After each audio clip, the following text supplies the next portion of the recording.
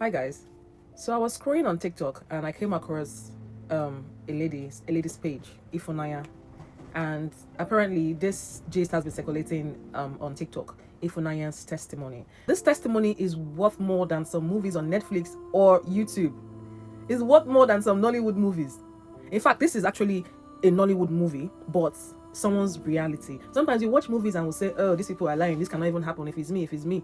Now someone has come to share our own story, our own testimony, and it seemed to me like I was watching one of those Nollywood movies about families from the father's side. Why is it always families from the father's side? Why is it always all these uncles and aunties? Why is it always from the father's side? I know mother's side, they have their own ish. But father's side, why is this so rampant? Why is it just all the time it's father's side? Everybody, I know most people have their stories about, family members. Father's side especially. I have my own story. But unlike Ifunanya, the Holy Spirit has not ministered to me to say my own story. Because according to her, Holy Spirit told her to share her testimony. Because this happened like since 2022. She said to come and talk about it, in 2025. And her testimony has really, really, really got people talking and appreciating God more. Because everything she was saying, she was just like, the Holy Spirit told me to do this, told me to do that, told me not to do this, not to do that. And as she was saying every story, everything was aligning with how she said the Holy Spirit spoke with her, because the old battle, family battle, was dealt with spiritually. Some family battles is not with violence. It's not with gra, it's not with power, it's not with physical, it's not physical. It's spiritual. So she said she's living in the US with her father. Her father retired after like over 20 something years of working in the US. Retired and relocated, moved into his house in Anambra. And after some time, they were still communicating, but after some time, she wasn't hearing from him again. She said about 6 months she didn't hear from her dad. When she calls the phone, she bought an iPhone for the dad, and whenever she calls the phone, the auntie picks up the call and says he's sleeping, or he's in the toilet, or she's in the kitchen. She just makes up different excuses for her not to speak with her dad. So for 6 months, she didn't hear from him, and she decided to come to Nigeria for welfare check. She came to Nigeria, stayed 1 week in the hotel in Lagos, and finally decided to go see her father.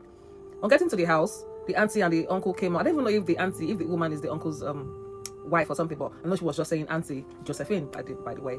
And they came out, they had blocked the gates with sand or something like that. So they didn't want her to come in. She was like, she wants to come and see her father.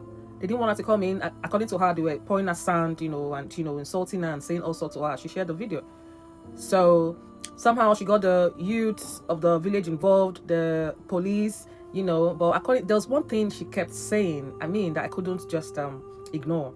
For everything she does, she says, the Holy Spirit asked me to do this. The Holy Spirit said I shouldn't do this. The Holy Spirit said I should do it this way, I shouldn't do it this way, and all that. And I was fascinated by the way she was, talking about the Holy Spirit. This battle is not a physical battle. People were in the comment section talking about, if I was the one, I would have broken the door, I would have done this, I would have done that, I would have punched the woman in the face, I would have, saying all sorts. This lady was not dealing with the physical. This is a spiritual battle. All this battle about, family issues from the father's side. Why is it always from the father's side? Trust me, a lot of people have their stories. Wicked uncles, wicked aunties. Like they will never die. Like they will live in this world forever. And they have their own children. Anyways, she tried to go into the house. The uncle and the auntie didn't want her to come in. I think the next day or so, she was able to go in with one of the youth and a policeman. She got to the house. She saw her father lying on the floor, and she started crying because the man was lying on the floor like he was lifeless. His beard had grown long, his nails were long, his body, it was just looking unkept, obviously, like it was abandoned. So she didn't take the father out of the house that night. She said Holy Spirit asked her not to. She came back the next day to take the father, and they didn't want her to come in again. And they took the father away at some point. The old story. This series was long ago. This is like 16 parts or something. Each video about maybe like close to 6 or to 10 minutes or thereabouts. Eventually, she was able to get her father out of the house. Got her auntie. I think her auntie was arrested. They couldn't find the father's American passport. They found the Nigerian passport. Couldn't find the. Bear in mind, before she was even able to take her father out, police got involved. Village elders, youths, everybody. I was just happy that she got the support of the people in that state.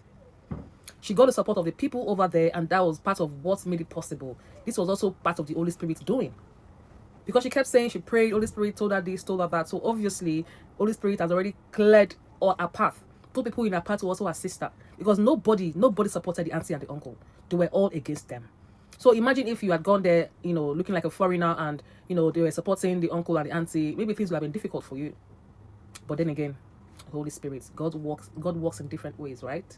So anyway, she got her father out, gave him treatment in the hospital. From there, took him to Lagos Lagoon Hospital. He was seeing a physiotherapist. From there, she called the US embassy, and within 24 hours, they got him another US passport. He was able to fly back to America. Getting to America, they put him in a nursing home, and another uncle in America came around to do his own, brought some documents, and went into the room to have the father sign the document, and the father signed without even knowing what he signed. What is this? What is this? What are we dragging?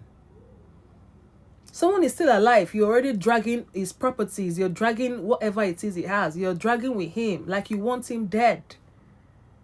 Why can't people work for their own money? Why do they always have to rely on one family member? One family member to buy before they can actually, make it in life. Like they themselves, they will not even buy in this life. Guys, whatever you're doing, write your will, oh. Look out for your children. Like, prepare everything. Don't let anybody come fighting for any property or stuff like that. In fact, I can't even tell you everything with my mouth. Yeah, go to Ifunanya or just type Ifunanya'S testimony. It's everywhere. It's trending. You just need to watch it. It's like a movie series. You have to spend your time to listen properly.